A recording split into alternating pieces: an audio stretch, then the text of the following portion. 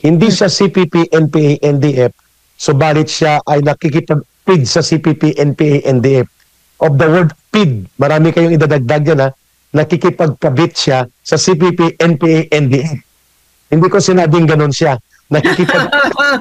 Loko ka, Erika. Sinabi ko lang na sa CPP, NPA, NDF, nakikipagkabit siya.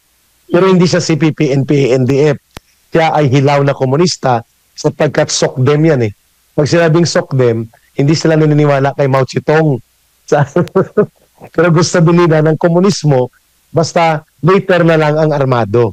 So yun ang formula, kaya hilaw na komunista. Okay. Hindi siya komunista direkta sa CPP, NPA, NDF, pero nakikipagbit sa CPP, NDF. So Laila de Lima, pinapabalik na ito sa kulungan eh.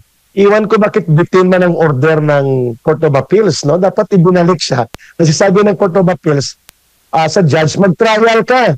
Hindi mo pwede dismiss ang kaso niya